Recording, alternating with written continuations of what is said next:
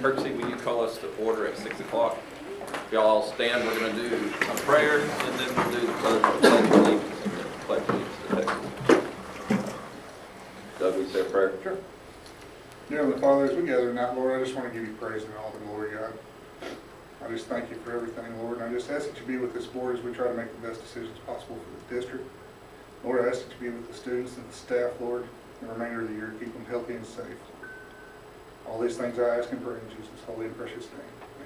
Amen. Amen.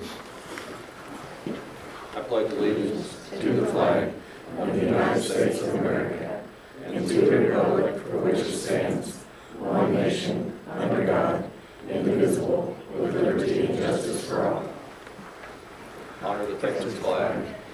Pledge allegiance to you, Texas, one state, under God, one and indivisible.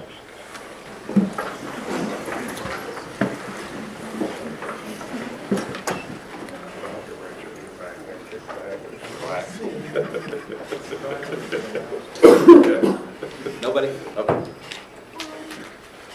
All right. We're going to recognize our guests and start with Mrs. McCowan. All right. I'd like to recognize our students who placed in UIL this year. So when I call your name, if you'll come up and stand up here on the stage for us. First, we have Easton Hansen. He scored 2nd place in creative writing. Avery Allen, 6th place in storytelling. Kimber Lozier, 5th place in ready writing. And also, she scored 3rd place in spelling. We have Levi Holland, who scored 4th place in number sense. Dylan Schick, who scored 2nd place in number sense.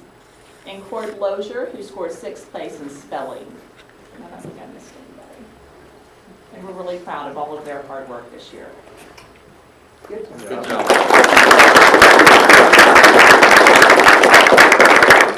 I'll stay there and let them get a picture. Tanya. Yes.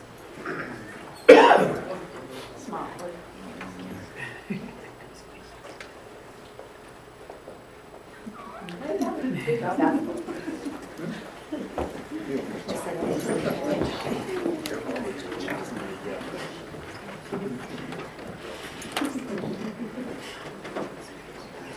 All right, so we're going to move on to Mrs. Carr.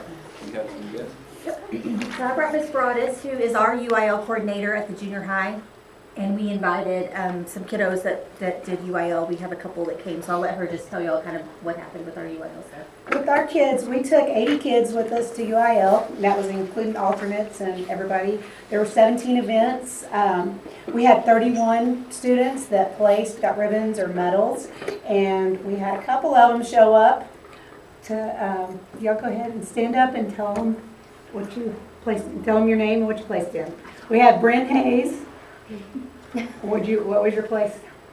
Y'all got Art Smart Team? Yeah. 3rd place? I think so. Okay. And then Brooklyn, Brassfield. What was yours, Brooklyn? She was Art Smart Team too. So they were part of the team. We We're take really proud. 5 kids. Yeah. I think Samantha's. Oh yeah, Samantha plays. Samantha, and we have Samantha Schick. I don't know what I placed, but I did ready writing. I like how junior high killed They it. really, Samantha, you got 6th place, Yeah, right? six. So, yeah. Okay. So, those are our 3 that showed up, but we did have 31 that Maya's placed. here. Oh, where's Maya? Maya's Maya is here. What'd you place in, Maya? I didn't place, but I did participate in music memory and oral reading. Guess what? Oral reading. Okay. So, but we appreciate all of our kids participating, and we have a good time when we take them over to Frank Phillips for the contest. Thank you. Congratulations. Y'all want to come up and get a quick picture? Yeah, they do. Yes.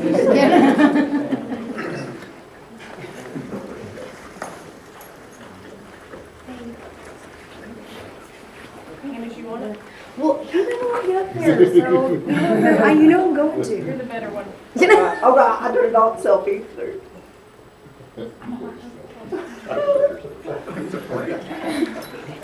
Good luck.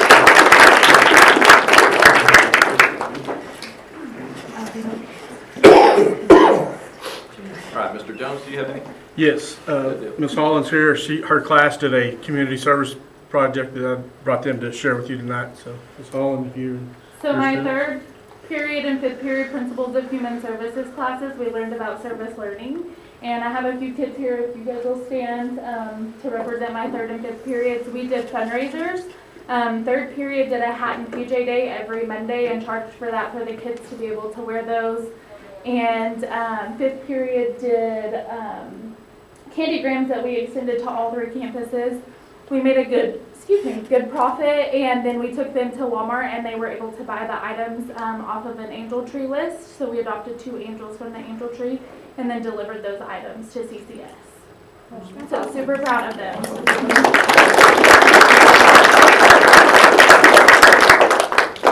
All right, y'all wanna, Yep, as you they sit wanna down, you get- come get your, take it.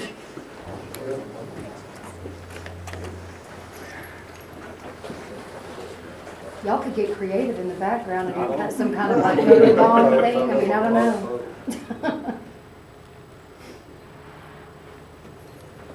Good job. Good job. Yeah, good job, guys.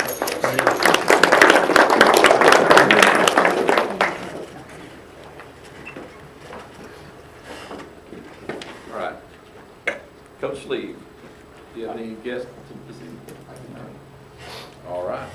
Well, we are going to move on with our meeting. If the guests want to stay, you're more than welcome to stay. If you want to go ahead and just go.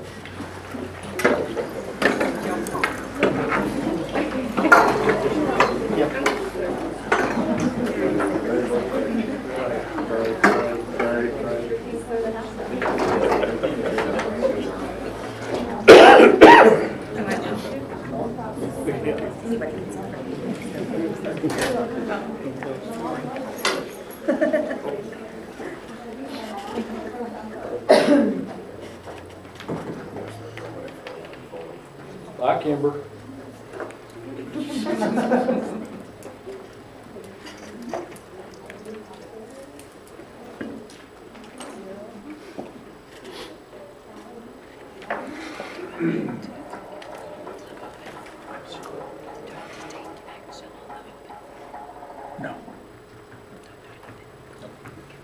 All right. Let's talk about our first disclosure. Courtney, do you want to go over that? Yes. So in your packet, it has the number 1 is the superintendent's contract, and it is attached. And then on the other pages, it was expenses that were paid for meals, lodging, transportation, motor, fuel, or other. And it has the meals and the lodging for the superintendent, and then for each board member. For the meals for the board, we spent $483, so I basically just divided that. That's how I got, it was $60.42 for each of you.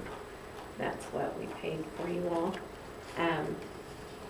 None of y'all have done any personal services outside of our school district. You haven't received any gifts that I know of. And there are no transactions between you or any other school districts. Okay. Anybody have any questions?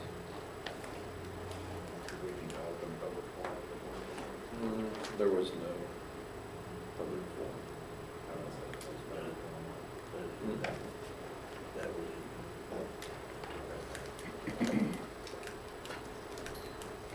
Okay.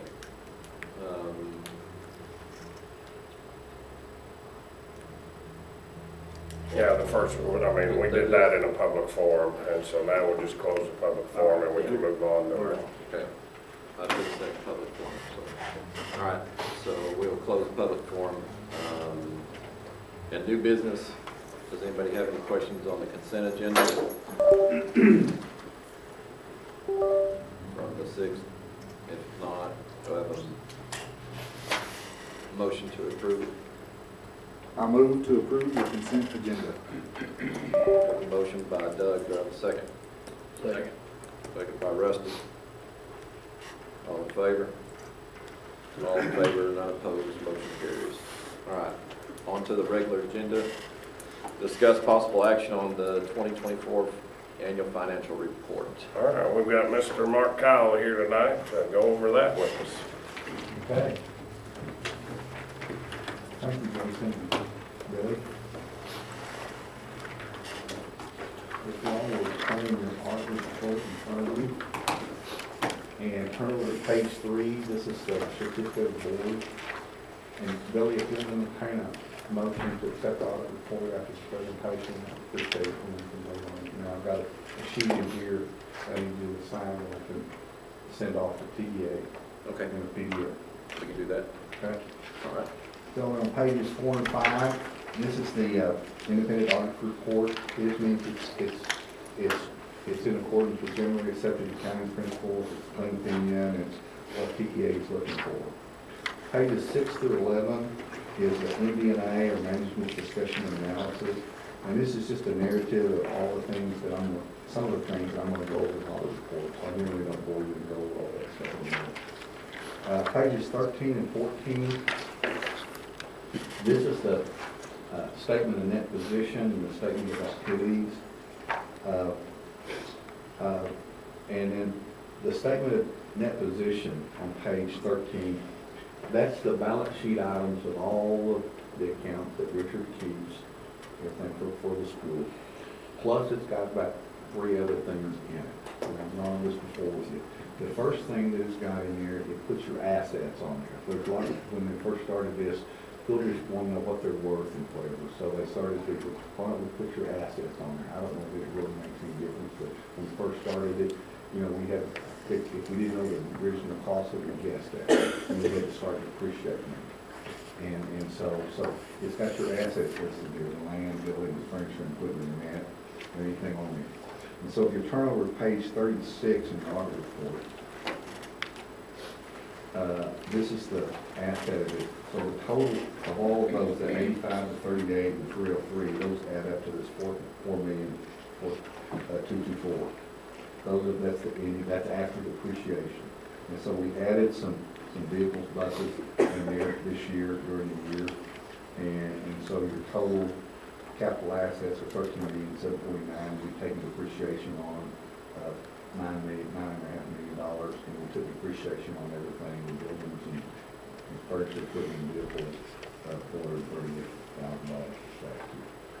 The next thing that's on there is the bond money, the debt for the district, and that's right in the middle of the page. The current portion of the bond is $330,000, and the long-term portion is $6 million. We turn that over there in the page 37, and that's got the bond payment on there.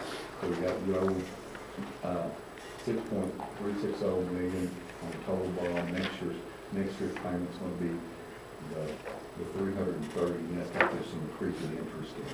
It's a weird item, but this is going to be this year and next year. And they're 2 years like that. And so that's the bond stuff. And then the next item is, right below that, is the net pension liability and the OPEB liability. And that starts on page 40 in the audit report. The pension liability is $2,681,000. And so when we first started doing this, there's people that started to think that TRS is in red on the pension plan. And then they have, on page 40, they've got $255 billion of estimated liability, and then we've got assets of 187, so we're underfunded. And so underfunded to the extent of $68,860,000. So that underfunded part of that is reflected on your audit report here. The Sanford Rich's pro rata share of that is $2.681 million. And when I first started doing this, the contribution rate was about 6.8%. And then you see that at the bottom of the page, last year it was 8%, and second quarter, and it continued to rise to get up to cover that deficit. There's a lot of baby boomers that are retiring, and so it's just it's a constant deal, but they're trying to, bump it up. And I'm sure with the gains that they have in the market, they're probably doing pretty good. But there's been a few folks that have retired in the last few years, including the vein. And then the next thing after that is this OPEB liability. To remind you, the OPEB stands for Other Post-Employment Benefits. That is the TRS care insurance. And that's not TRS active care, but TRS care insurance. And so those are for the folks that have left service and start drawing their insurance. They don't get on their private insurance. Okay? Just like if Richard, I don't know if you retire, whether you're going to go on that or not. But if you don't have time to get in on the Medicare at 65, you can get on this TRS care insurance. All right. That plan is underwater too. And it's got on page 45, it's got a liability of $26 billion, and they got almost $4 billion in assets. So it's underwater about $22 billion. And so it's not as good as, what I understand, it's not as good as insurance as the TRS active care insurance.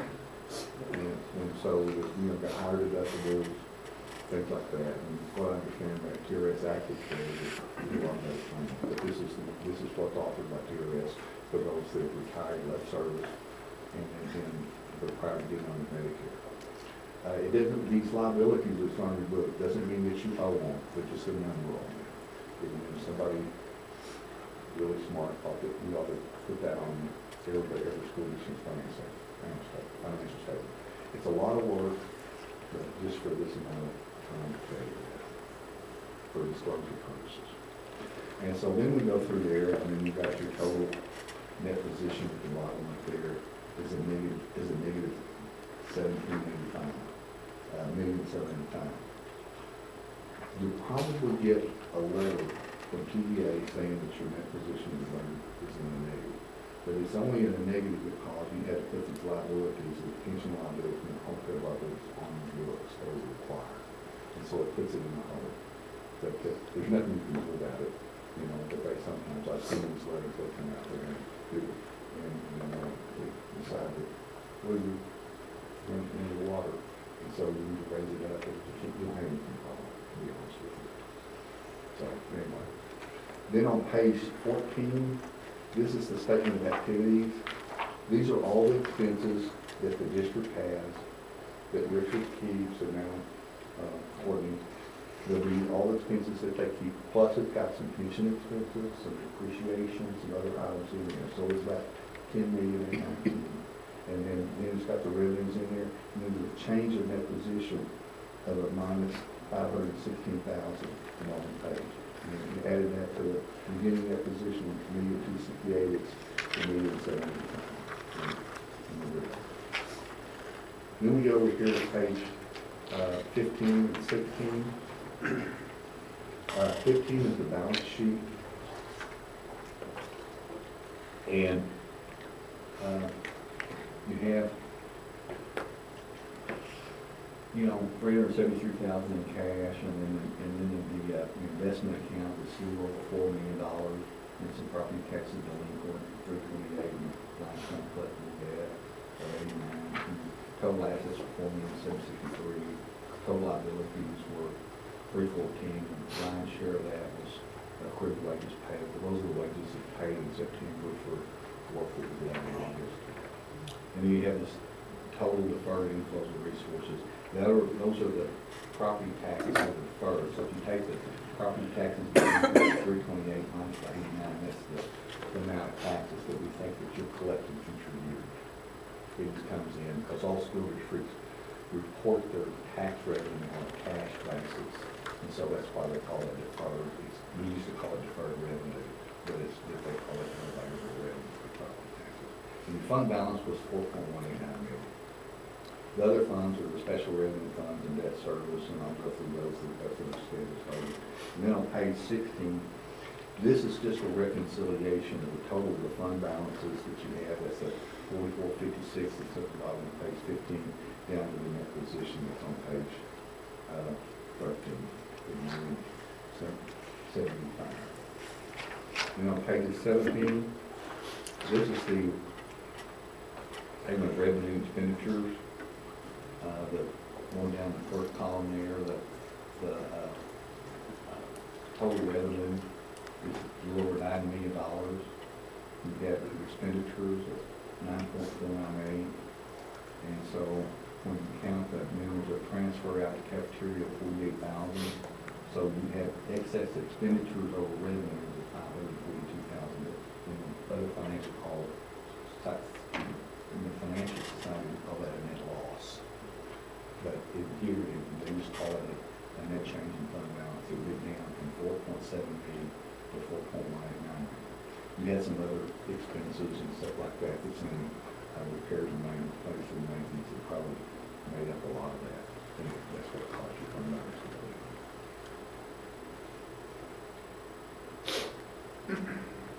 And 48,000 going over to the cafeteria is not that bad. Anybody got any questions about that? And we have the other funds. And then on the other changes on page 18, that's the total changes in all the fund balances was 618,000, and then that's a negative, and then the change in that position is 516. Then we go here to the page 19 and 20. This is the workers' comp fund. It's got the $242,000 in cash in it. And that's always been used for such money. He thinks it's some money that will eventually transfer over to 199. Is that correct? Yes, sir. Yeah. And so there's not much more through it. It had some interest income of 10,000. You pay a little expense of 158, so it went up about 10 last year.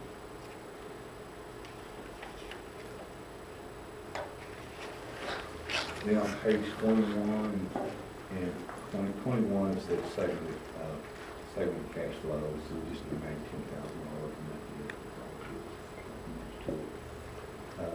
Then on page 22 is the fiduciary, the student activity account. It's got $92,303 in it. And then on page 23, this is the ins and outs of the student activity money. We collected 208 and spent 200 for the increase of 455 from last year. Then we start the notes to financial statements. This is what we need to talk about. Some of this is repetitive and same as it was in last year. Let's see, on page 36, we talked about the capital asset activity, the new assets in there, and then the bonds payable, we talked about that on 37 and 38. And then we talked about the pension plan on page 40. And the OPEB plan on page 45.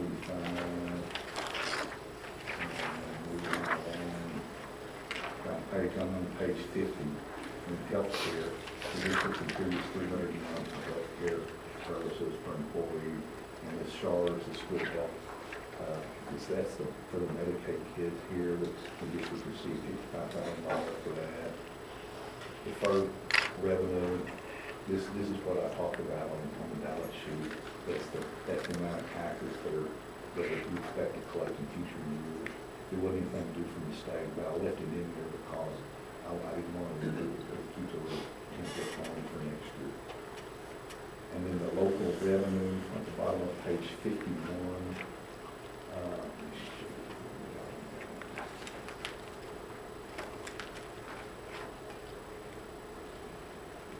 Turn back in the article to page 17. You can see the total local revenue at the bottom of the general fund, kind of taxes and activities, so total local is $1,213,000. That's the same number that's over here at the top of page 17. And then we have the other special revenue, that's food service, $92,000. That's what's collected from the students and teachers. And then the debt service, mainly taxes, and it's got $347,000 from debt. Then you have your $10,000 for your investment income to come from the workers' comp fund.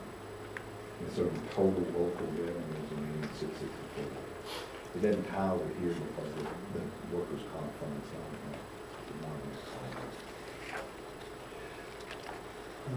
then shared service arrangement, you contributed $247,000 to that. And then the subsequent event is the new bond that you passed this last night that wasn't funded till this year. And so we just put a little footnote in there that you got the new bond that's in the years. Page 54 is the schedule of expenditures compared to the budget. And so the first column is your adopted budget, the second column is your amended budget. And what we look for here is to make sure that the district properly amended its budget throughout the year.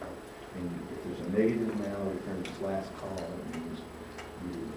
So anyway, we got all those down and whatever like that. And so we got to have a budget fund balance of $3,611,000, and your actual budget was $4,000,000. So we got over that.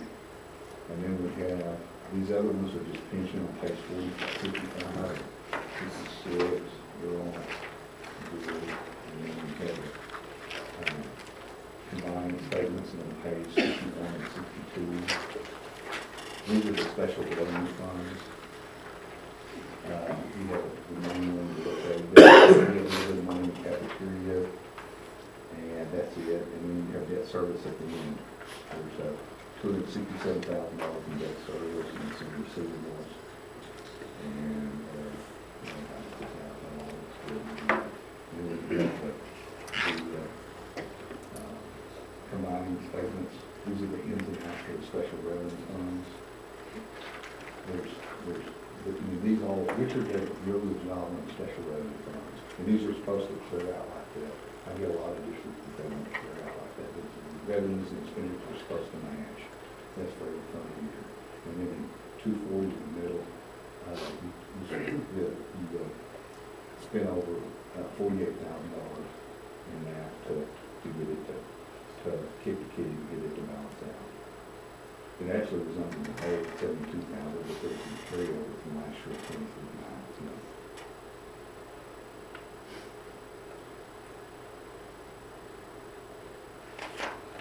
Then we go over here to 67 and 68. This is the tax schedule, the tax receivables. You got the year under audit last year.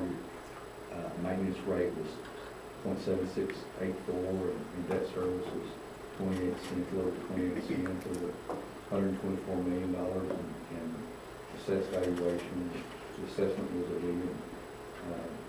$1,311,000, and then your total receivable down here was $416,000. And I talked to Richard about this. It's like your valuations, your tax revenue is not much compared to your total revenue. Your total revenue is about $9 million, so it's not that. And he said eventually we thought that TDA would probably take over. And that may happen when you think, take over the tax revenue and then redistribute it to everybody. And it puts you on an even keel with the districts that have a lot more tax revenue. And so I haven't heard that, but that's what, what you said, Richard. Yeah, I said that some of the people would like to do away with property taxes and then just live off the school formula. A lot of the legislators down south. That's every year they do compression and reduces the amount of property taxes for schools. Yeah, they've been doing compression of the tax rate because, just a few years ago it was $1.50. Now it's almost half that.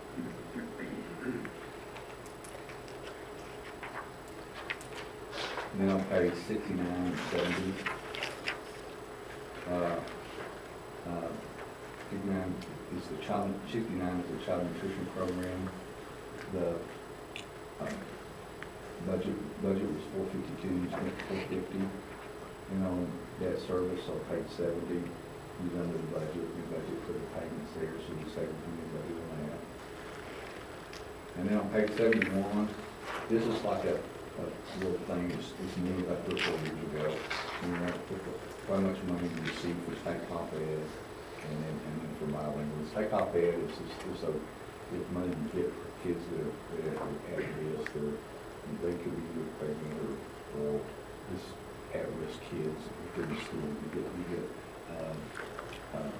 take money on that, take off that money for that, and this is what you receive and what you spend.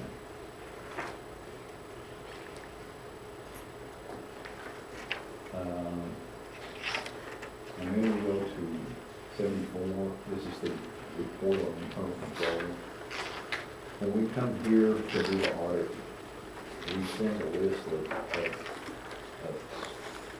numbers, random numbers for the district to pull, and they pull this check number, we put between 60 and 100. We compare those numbers to a canceled check out of the bank statement, trace it to the books, and compare it to an invoice. And so we do all that. We look at the bank reconciliations, we do that.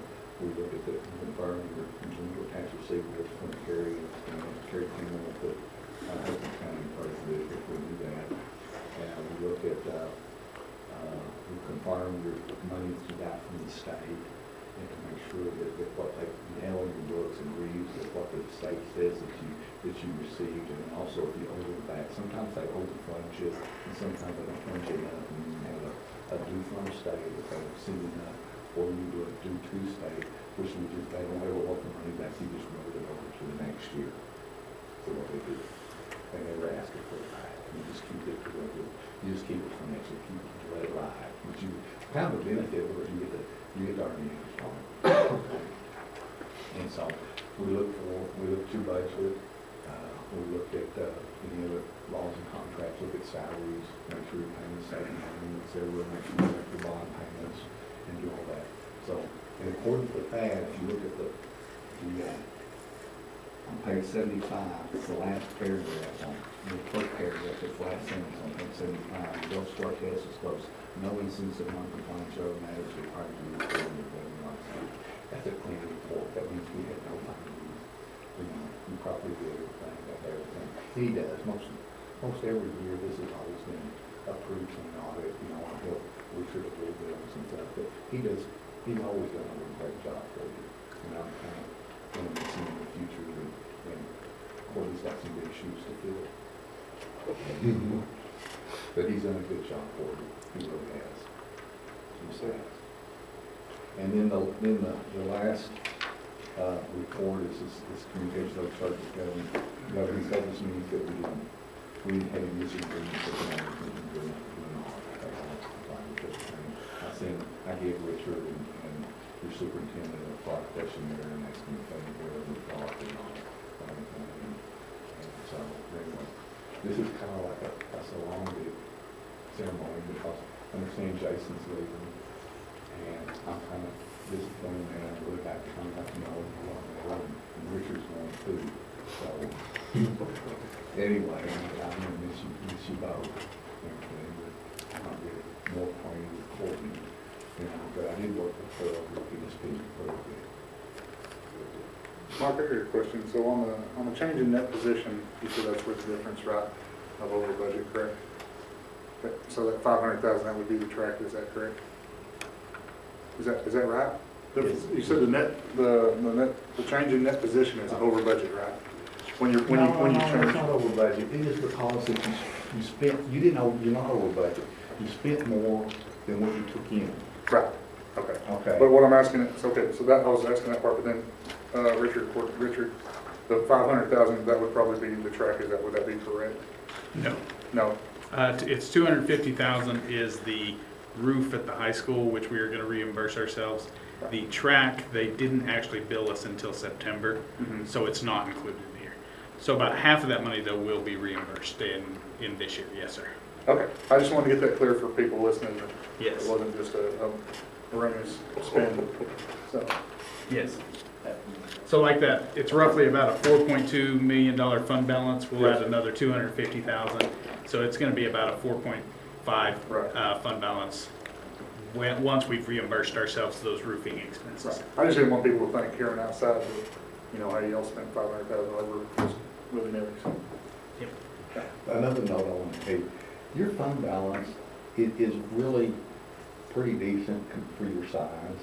It's not bad. I mean, I've seen them as high as 20 million, but for the size of school, having $4 million in the bank is not really not bad. You're still in pretty good financial shape. And yes, and it gives you enough for some usual expenditures and things like that.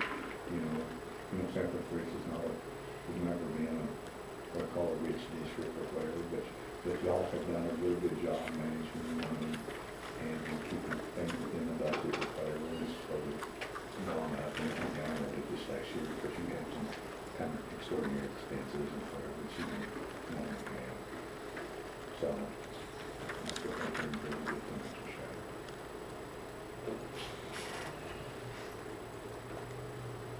Okay. Good deal. Anybody else have any questions for me? No? Okay. Thanks, Mark. Thank you. Thank you. Do you have a motion to approve the 24 annual financial report? Move to approve the 2024 annual financial report. Have a motion by Rusty. Do I have a second? Second. By Mike. All in favor? All in favor, none opposed, motion carries.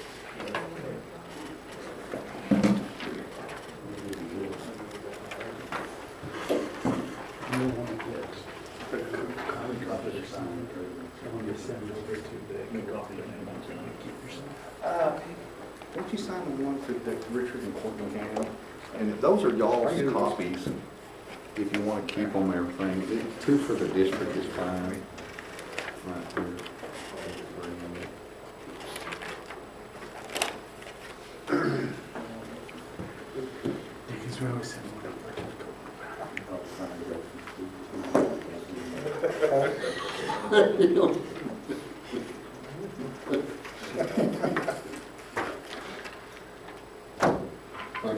If y'all have any other questions, my phone number's on there, my email, I don't mind any questions from any board member or anything. So, if I'm calling this a resolution. I said, if I'm calling this a resolution. I hope not. Can I borrow that? Just two, right? Thanks, Mark. Appreciate it. If that is, I will. Thank you. Good to see you. Good job.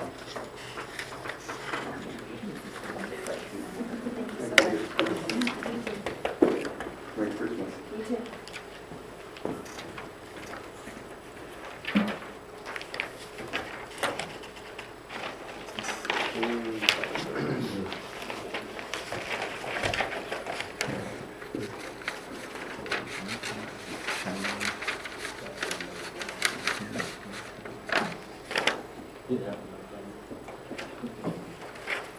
All right.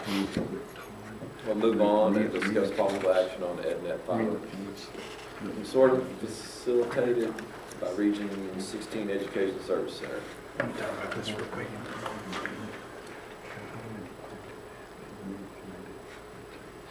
Okay. Okay, on the, actually, no, why am I spinning? We're one of the few school districts in in Region 16 that does not get our internet currently through Region 16. And the reason we do that is to save money.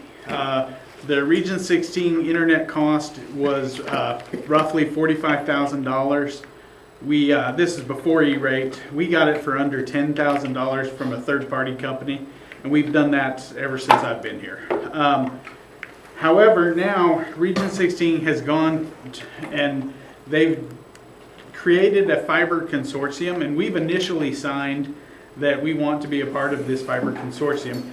So what it will end up being is that all of the schools will own basically their own ISP, and then so we'll basically be providing internet for ourselves. And so if you've seen anything from Region 16, they're saying, yeah, you're going to save a ton of money.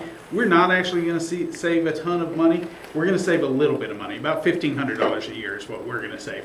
Some school districts are going to save, tens and $20,000, but it's because we weren't doing Region 16 to begin with. We won't save as much. But the reason we're bringing it to you is it's a 10-year commitment. What they did is they looked at what we're paying right now. We get our internet service through EM3. It's a company out of Kansas. They looked at how much we're paying EM3, and then they figured our price to match that. plus we're gonna save our EdNet 16 fees that we wouldn't pay anymore. So if we go with the fiber consortium, we'll save $1,500. We'll be part of the Region 16 network, our speed.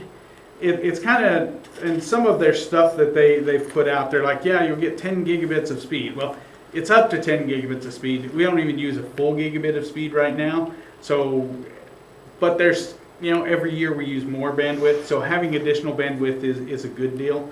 The only thing that makes you even hesitate slightly is it's a 10-year commitment, but I think it's a good deal. And the next thing that's makes it even a better deal is that I don't remember which federal court, but one of the federal courts has ruled that E-rate is unconstitutional, and that's being appealed.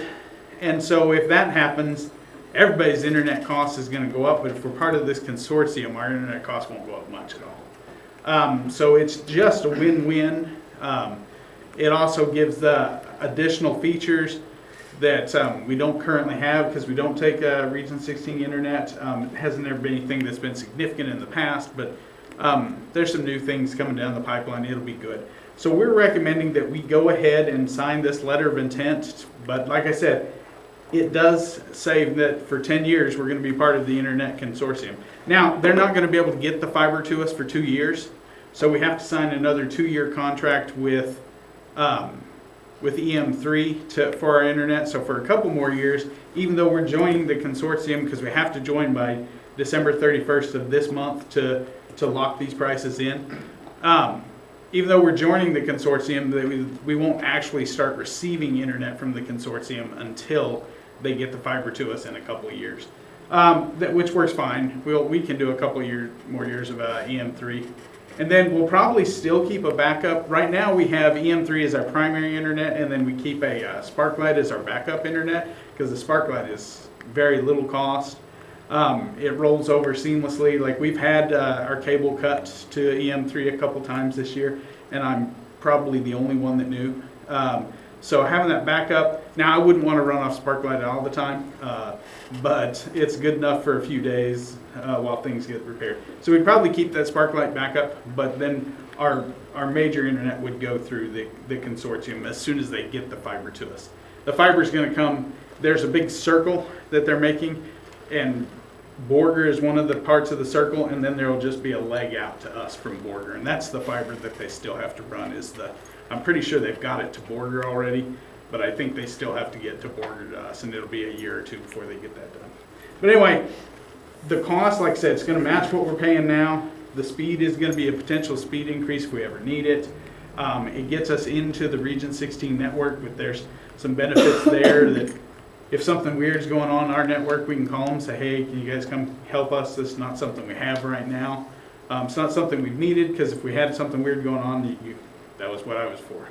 But it gives us potential in the future for stuff like that. So it's our recommendation that we go ahead and approve joining the fiber consortium with Region 16. Any questions? So that rate's locked in for 10 years? Let me read to be sure before I answer. I just want to make sure we don't go down and when they jack up 20 grand. I would say this says what the rate is. If E-rate does get ruled unconstitutional, I don't see how they could stick with this rate. It does say that that's what the rate's going to be. So in the documentation, in our letter that we're going to sign, it says this is going to be the X rate for 10 years. Okay. So do we pay for the 2 years we don't have it, or do we start paying when it gets? We will pay the consortium fee, which is $2,000 a year.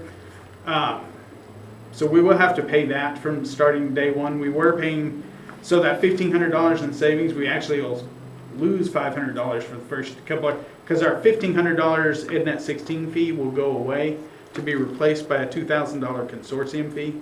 So for those 2 years, it'll cost us $500 more. After that, we'll save $1,500 a year. So we just have to sign it now and lock it in, but we won't be charged until it's actually here? The consortium fee will starting next year. Yeah, but not the fiber fee, the $27.50 for the actual internet access will not be charged until we switch over to it. And so who's liable for this since it's each school? I mean, is it, if we have a trouble, that Region 16 fixes it? Yeah, because we all, basically, we're forming our own company, our own ISP, and it's the ISP's responsibility to fix it, which would be Region 16. They're the ones that'll have all the technicians and stuff. They've bought some high-dollar fiber equipment. Like they spent $45,000 on a speed test, line test thing that I can't fathom that it cost $45,000 for a fiber tester. But they bought some serious equipment. They've spent over $10 million laying fiber so far, and have another $10 million to go, I think. They have a video they sent. We didn't know if you guys wanted to watch it. We figured I'd just talk to you. Okay, I'm just curious. So the equipment, as far as them getting the fiber optic to us, there's no. Yeah, that's all included in the additional charge consortium. like we've had to deal with prior. You know, like we had some issues with communication towers and things like that. Oh yeah, no, none of that. Yeah, that was the connecting to the elementary, and yeah, that's all been gone ever since Pathways, we do a fiber between the two buildings. But yeah, as for connecting to the consortium, no, they have all the equipment. We just have to start at our firewall, which is just exactly what we have to do now. EM3 has a device in our closet that we just run a cable between it and the firewall, and that would be the exact same thing.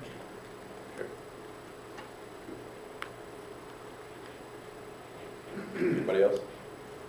So the only thing, I'm like you though, the 10-year thing. So if we're not happy with their service, we're still stuck for 10 years on it? We're a part of the consortium. Now, we don't have to do the internet, the 2750. We don't have to do that for 10 years. So if we were upset with their internet service, we could drop that portion of the internet service and then pick up a new provider. We still have to pay the fee. But the $2,000 consortium fee we'd have to pay regardless. Like I said, we pay $1,500 Region 16 or EdNet 16 fee. So that fee is basically just going up $500. It's just on the internet that we're going to make it equitable. I mean, make it so that it actually becomes cheaper for us. To be honest with you, the $27.50 a year for internet compared to the $45,000, they've really worked out the price for us, because the $45,000, when I got here and that's what they were charging, I'm like, no, we won't do that. So we've always done another provider. Now we've switched providers a couple of times, but since they like I said, they looked at what we were paying and they matched it so that we would come on board, because they want every school in Region 16 to be on board. And they're pulling not just the fiber for the schools, they're pulling additional fiber. Eventually they're going to have it so that if you had businesses in the town that needed fiber, that the consortium could sell fiber services to local businesses to drive economic expansion in the towns as well. So they have very large plans, but for us, for education, it really is it's a pretty good deal. It's the first of its kind. Nowhere else has done this yet. A big fiber consortium like this for school districts. Now some colleges have done it, but no K-12 area has done it. So they've done a ton of work on this. They've got a bunch of grants that paid for a lot of it. It's a pretty good deal, I think. But it was 10 years, so we weren't really willing to sign on the dotted line without talking to you. So the other company that we're using, what did you say it was, K3? EM3? EM3? Yeah. Have they progressively increased in their rate through the years since Nope. we've been using them? No. They went down. So have you talked to them about their rate, whether they would go down? I mean, we have to sign a new contract with them because our contract is up this summer, and it's going to be a little bit less than our current contract. Not significantly. It's not going to be $1,500 less. It's going to be like $200, $300 less. Okay.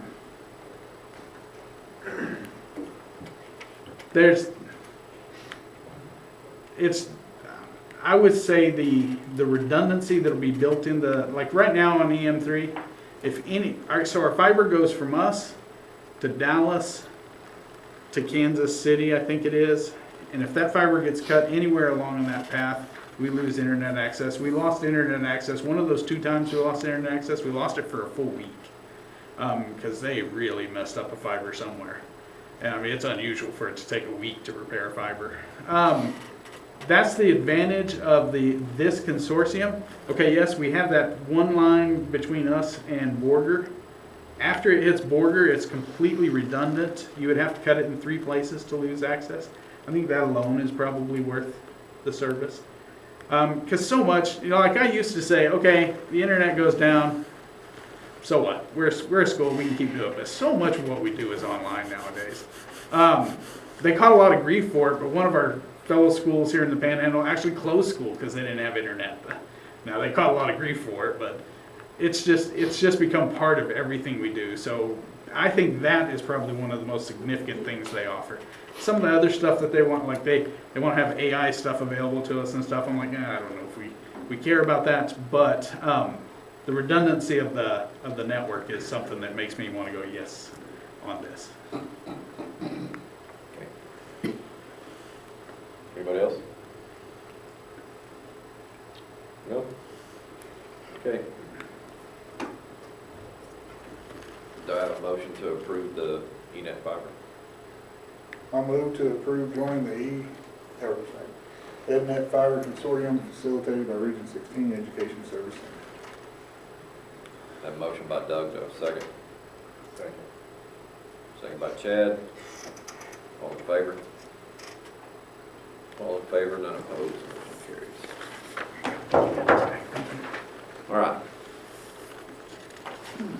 Discuss possible action on a budget amendment. Okay, this will be a budget amendment for band. Our uniforms are pretty old, and so I talked to Mrs. Rogers, and she got me a quote of some new uniforms, and so to get 65 new jackets and 65 new bibs, it'll be about $17,229, so about $18,000 for that, which really I was expecting more, honestly, when she went to get the quote, so I think it's a good deal. And she'll still use the same, if they wear a hat, she said that they would wear the same hat that they had, but I think they look sharp, and you know, our band kids do a good job, and so I'd like to reward them with some new uniforms if we can do that. Why is she not getting the hats? She likes the ones we got, and so she didn't want any new hats, so. And these are enough uniforms. Yeah, this is more, this will be extra.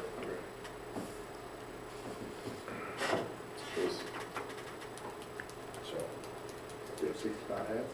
you know, I don't know how many hats we got. Just making sure. Questions? Have a motion. I move to approve the budget amendment as presented. Motion by Chad, do I have a second? Second by Mike. All in favor? All in favor, none opposed, motion carries. All right, let's move on to campus reports and Mrs. McCallum. All right. So at the elementary, all of our fall observations are complete. Mrs. Rankin and I have conducted about 9 or 10 walkthroughs this week, and that's the best part of the job, is being able to get in and be with the kids and watch the teachers do what they do, because they do a great job. Mr. Brassfield has conducted a veterans program, and tomorrow night we have our first and second grade program at 6 and 6:30 if you want to come and listen to our kiddos sing. Our students participated in UIL, and we acknowledge them this evening. Our students who were the top 25 in our fundraiser, they were taken to AMP on last Friday, and had a great time being rewarded for their hard work. We have conducted a secure drill and shelter in place since the last board meeting. Our Thanksgiving feast was a hit. I think Kara said we served almost 900 people. Those are our little kindergartners getting ready for the feast in the middle. You know, we couldn't do that without the volunteers that come and the work of our cafeteria ladies. I know that 2 of them were up there about 2 o'clock that morning before, just making sure everything was together, and it went off without a hitch. It was a great feast. And Ms. Lozier came up with a great idea, and we had an underground staff dress up, which means the staff dress up and the students had no idea. And so the amazed look from pre-K and kinder when all of us had on black that Monday, they were amazed that we were all matching. So every day they had to figure out what the theme was for the day, and that was a lot of fun before Thanksgiving. We're continuing to recognize our students in kinder who know all of their alphabet and sounds, and that's our ABC club. Our students, all of our students wrote letters to Santa, and Tara Huff will publish those for us. Those have been turned in. And our pre-Kers went over and visited the post office and mailed their letters to Santa, and I'm pretty sure they're all on the nice list. Santa Shop is going on this week, and so our students are having fun shopping. The NWA window did open, and our teachers are conducting their middle of the year assessments, and got to see some growth in kindergarten today that was really incredible. So I'm excited to look at that when that's all complete. Our Christmas parties are planned for the 19th. We will have semester Eagle rallies on the 20th for all levels. Our staff is going to participate in a Secret Santa exchange, which is always fun. And then our students have a dress-up week this next week. So it's kind of hard to believe that this first semester is just about over. On the next page, Mrs. Weston did something that I don't know that anybody has done before, but her students since August have completed more than 22,000 math puzzles. That's basically math problem solving on ST Math, and that ST Math program is funded by Phillips.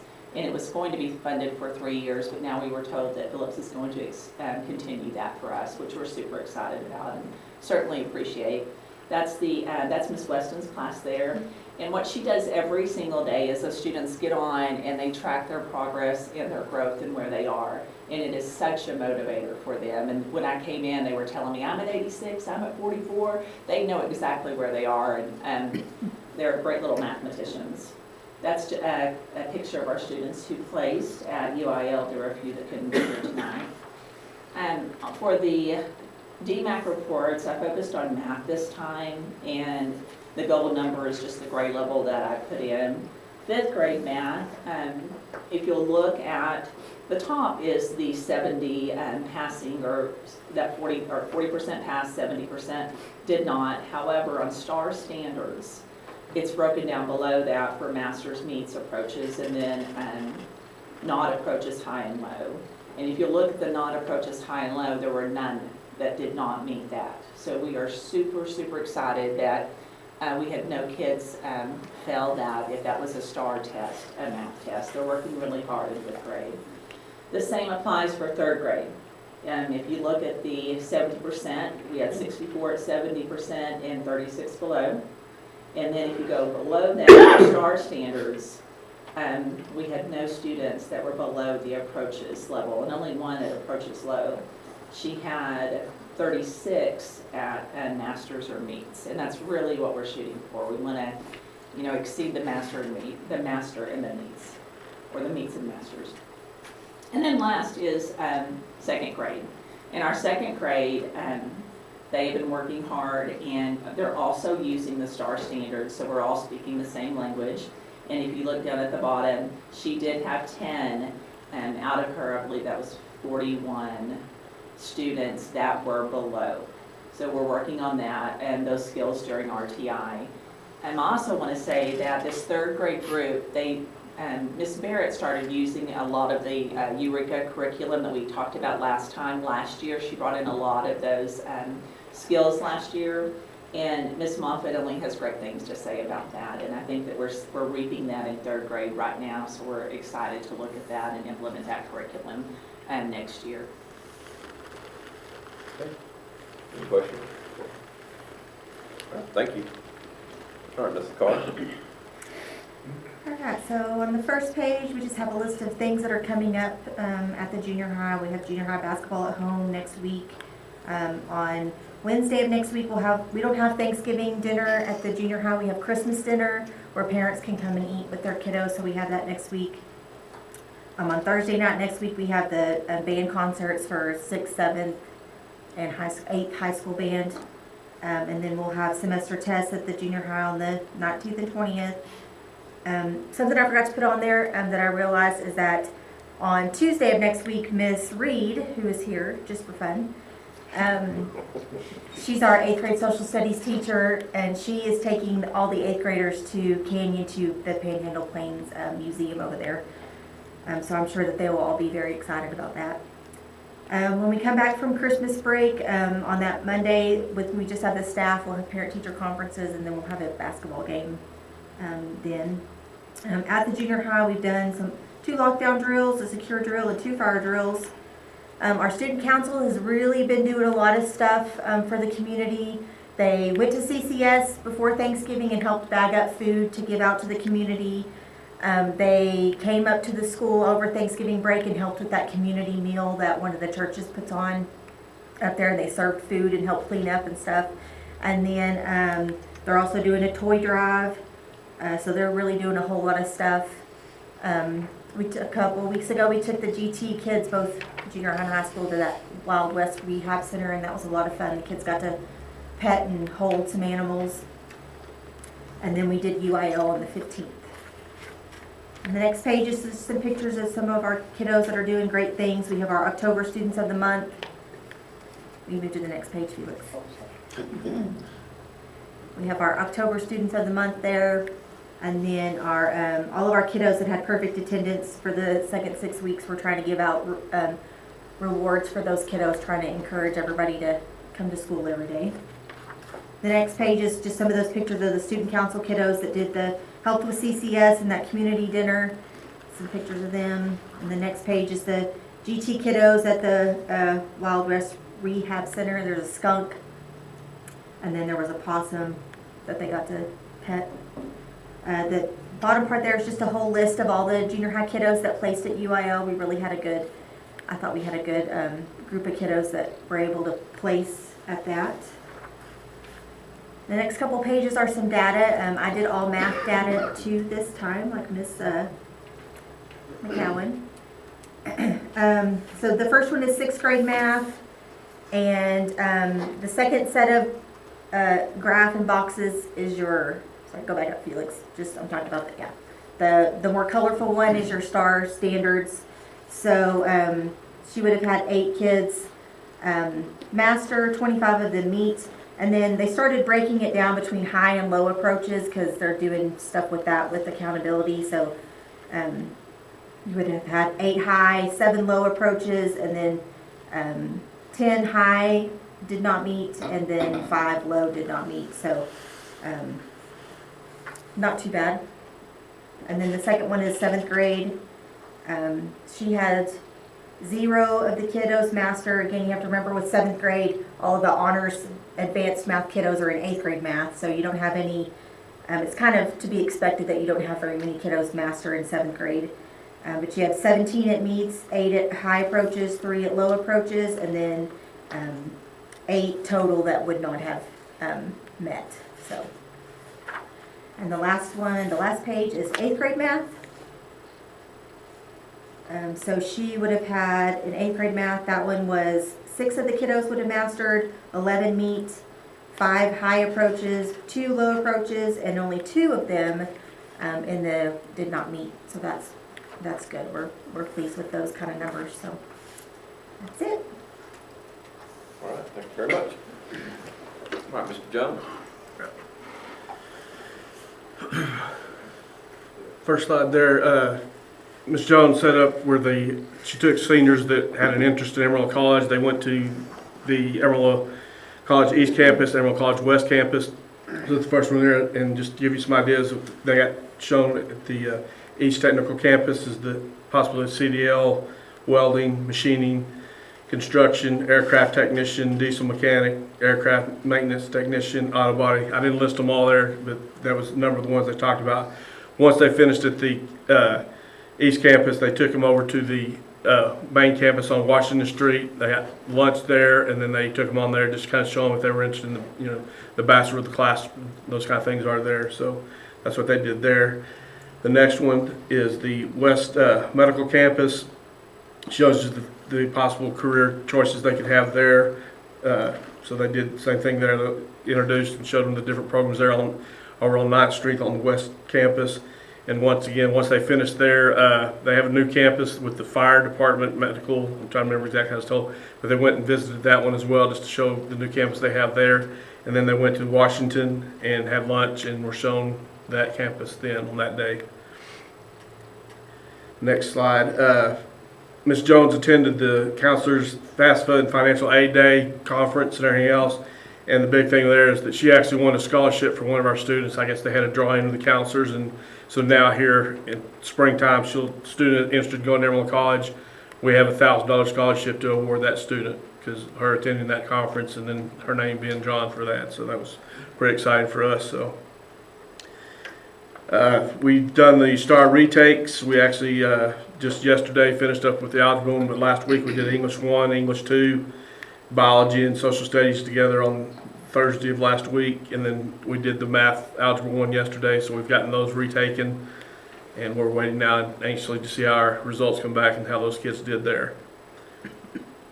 Ms. Jones has been working on restoration for students, dual classes for the winter intersession. Some of them can take while we're out for break. They can do, with Frank Phillips, can do some of those classes at Frank, and then also she's getting them ready for the spring semester. Those students that are taking dual credit classes in the spring, she's been working with them.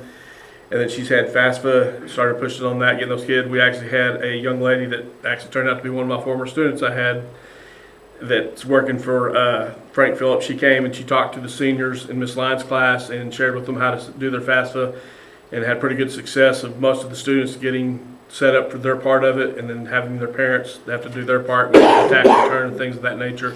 So she's working real hard for those kids to get that FAFSA stuff taken care of so that in January they can start working on their scholarships and things and have that done, because basically now you have to have FAFSA if you're going to get any scholarship. People want to know that you've done the FAFSA first before they award the scholarships. We'll give you that chance. So she's been working real hard with the seniors on that.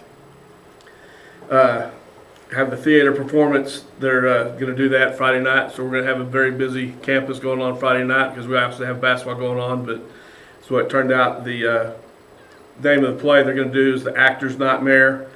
We've set it up where we're going to be able to take the high school students. We've done the pep rally schedule on the 13th. Miss Carr was kind enough to let us interrupt their building a little bit with them doing the pep rally schedule too. But we're going to do the play for the high school kids that morning. And then that evening it's going to be for the public to come and watch the play then. And then Miss Henderson, the agriculture class, here last week they went to the Farm and Ranch Show in Amarillo at the Civic Center, the Panhandle Ag Education Day. She took a group of her students and they saw some of the new technology coming into agriculture. They get to visit, she said, with numerous people in the various career fields. And she put in that they were getting all kinds of goodies, so the kids got to kind of get some things there. They went to the Civic Center. Is that it? I'm trying to remember. Okay, all right. See? Yes, sir. Thank you very much. I have a real quick question, because I didn't know we had an agriculture class, so Shahina's teaching it? Yes, started, I believe, this year, first year, so she's got a class with that going on. She's been working with them and everything else, so that's Was it. it 1 semester or 2 semesters? I believe it's 2 semesters. So, like I said, we're trying to build the ag program a little bit, and so this is my understanding. She took it on and everything else, so she's been doing it, and so this is one of the things she started off doing with the kids to get them more into it than just being in the classroom. Okay. Well, that's great. I know, being involved with the livestock committee and all that, that there's more Frick students right now that'll show in January in ag than there are anybody else in the county. Yeah, good. So we need to do something about that. Yes, ma'am. All right. Let's move on to Coach Schlieve. You can see the dates of games that have taken place. Our guys have played quite a few close games, come up just short, but still have 5 wins already on the year. The girls basketball team is 8-3, so they're off to a strong start. The volleyball team had 9 players made academic all-district. Football team had 23 players make academic all-district. So it was nice to see athletes represented based on how they're performing in the classroom. You can see the numbers for each of the basketball teams: varsity boys, junior high boys, varsity girls, junior high girls. Overall, solid numbers. Anybody that has parent square has just been inundated with the amount of cancellations, just beyond frustrating that coaches are unable to count the number of players they have and figure out if they can play a game. So I apologize, but it is not on this end. We're just the ones bringing the bad news. So what is frustrating, saying, yeah, I got the cancellation. Today is Wednesday. Monday we had 5 cancellations, or I'm sorry, 5 game changes. Yesterday we had 2 game changes, and today 2 as well. So it is very fluid, but I think our coaches have done a solid job trying to stay on top of it. The boys basketball team and girls basketball team went to La Forge for a round robin tournament over Thanksgiving break, and both teams won. They then went down to Memphis. The girls basketball team went down there and won it. The boys basketball team went down there and they were runners up, and so they did a great job there. A handful of dads have jumped in and done a tremendous job with the dugouts and really kind of tied in the school and the community with some projects, and so our athletes will get to benefit from that, but more so it gets momentum going in the right direction. And so I really appreciate those individuals. And then we attached the award winners so that you got a chance to see that.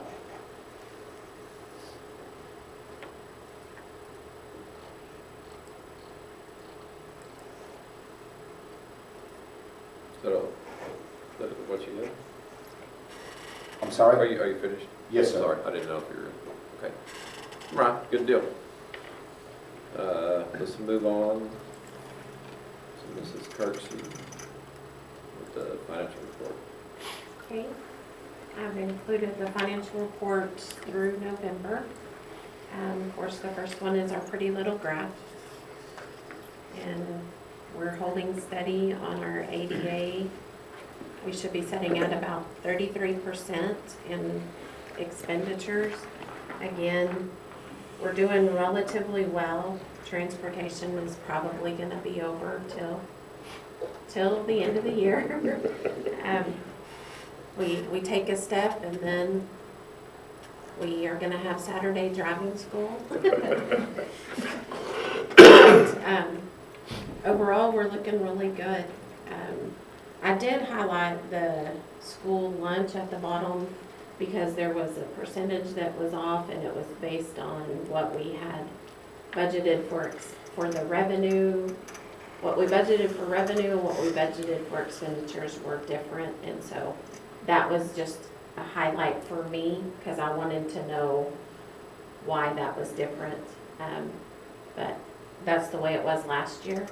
As far as budgeting revenue, it was less than what we budgeted on expenditures. And I'm sure it's the school lunch or school nutrition anomaly that we all have. Do y'all have any questions on that?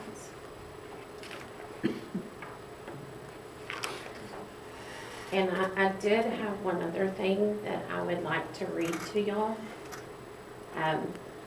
I know that the campuses get to highlight some of their staff. I would like to highlight one of our staff here at the admin, if y'all will give me a moment. So I'm going to read it, because if I read it, then I won't cry, and then I won't look at her. But it says, "Dear Board of Trustees, I'm writing to express my sincerest appreciation and admiration for Tanya Stevenson, her outstanding work as our PEANS and TSDS coordinator. Her exceptional dedication, expertise, and commitment to excellence have truly been impressive.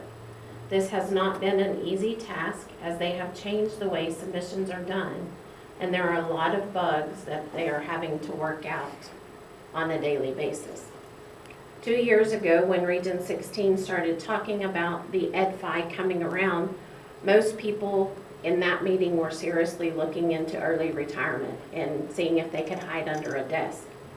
But not Tanya. She offered to be a parallel school, which entailed submitting PEAMS data and TS data the old way, but also simultaneously doing submissions through the EdFi system.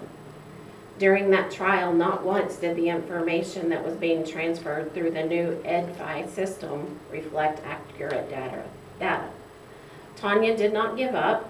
She dug her boots in, maybe shed a few tears, and worked trying to solve errors.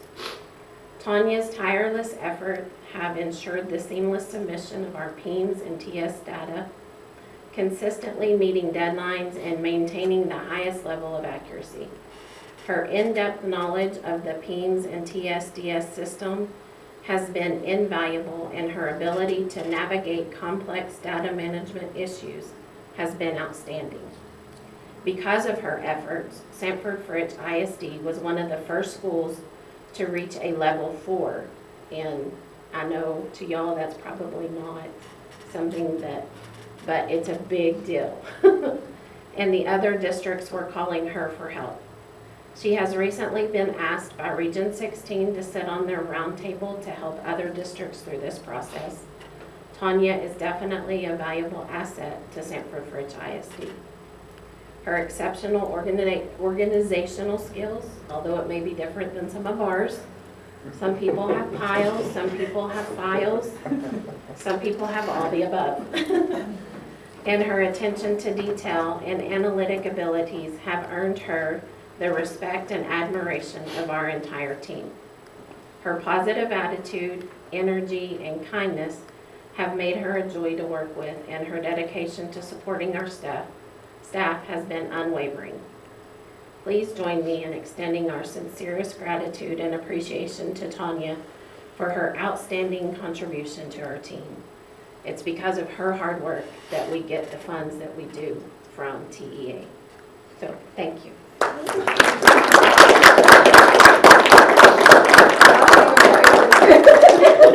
You gotta come up and get your picture taken. Selfie. I feel like I need to thank her. She's been such a morale boost. It is a very hard job, and I know the hours that she has put in the sleepless nights and the absences from vacation. When we're off, she's working on deadlines. So I want her to know I appreciate it. Good job, Tanya. All right. Federal impact. I'm sorry, I what? read the email, I just wanted to discuss it out loud, so. They still haven't got me anything.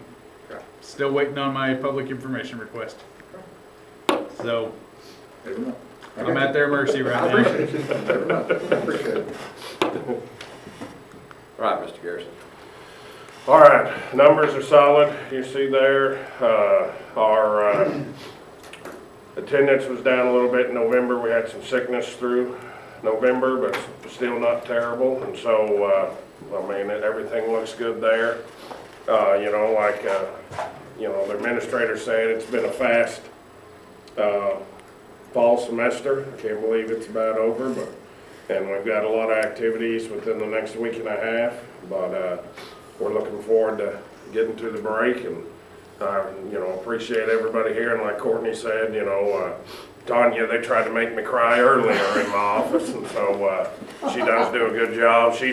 I will tell her, I've never seen anybody multitask like she does. I promise you, she's the queen of that for sure. But we do appreciate her, and so that's all I got. All right. Oh, I did want to say one thing on Champs. They'll be starting the Champs project. The demolition. Yeah, the first part of January. I think it's the 6th, maybe the 9th. It's either the 6th or the 9th of January. 6th is Sunday, so it's Okay. Yeah, so just to give What's you an that update on that. when we get from They'll that start with the there. abatement and then they'll start tearing it down, yeah. So, One thing, me and Billy went over the plaque, on the wall, all it. Construction plaque.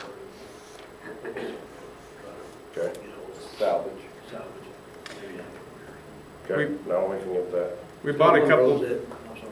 we bought a couple of containers so that we could pull things out that we wanted to keep, so. But it's got one rose that missing, they may be landing there behind it. Those boards, I mean, it's small, but I think it'd be something worth saving. Okay, I'll talk to Rex in the morning and get him. That chunk of bronze is probably, Yeah. Okay. Next board meeting.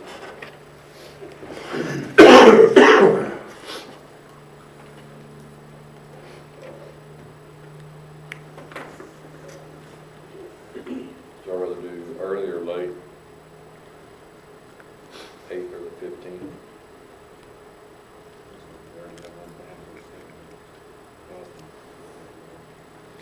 How about the 15th? Gotta let everybody get back, because they'll just be coming back the first, if we do it the first week, they'll just be back a week. Wednesday. It is.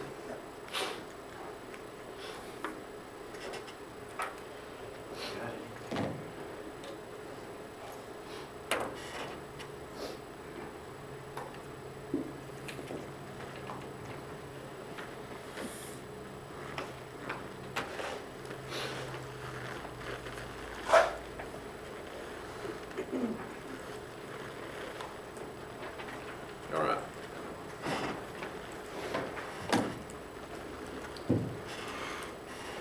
All right, Mrs. Courtesy, will you call us into closed session to discuss personnel or hear complaints against certain personnel of public officer?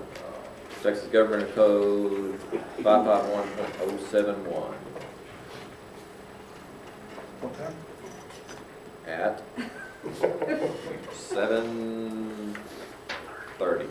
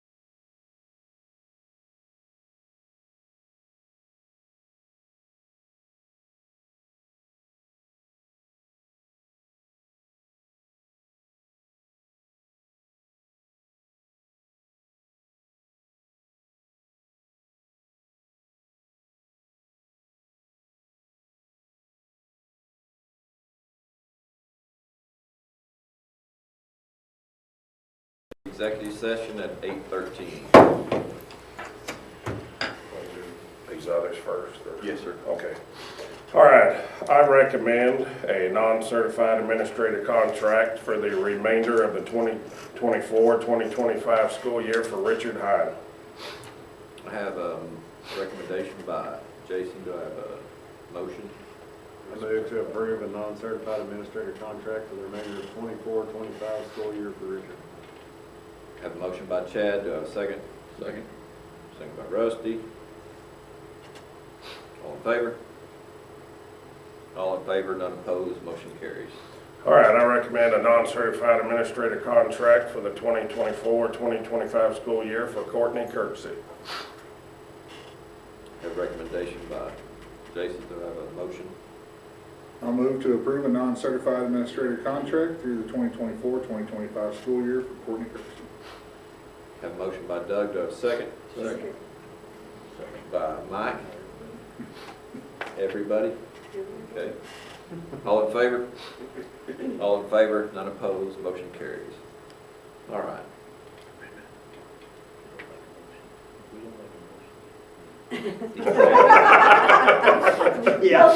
Will you call us adjourned? What happens if there's a no vote? All right. I move, do I have a motion to approve the resignation of the superintendent? I move to approve the resignation of the superintendent, Jason Garrison, to be effective June 30th, 2025. Do I have a second? Second. Second by Rusty. We don't have to vote on it. All in favor? All, That's what he wants. that's what he wants. All in favor, none opposed, motion carries. Sadly. We are adjourned, well, I make a motion to adjourn at 8:15. Second. Second. Second by Mike. All in favor? All in favor, motion carries, none opposed. We are adjourned at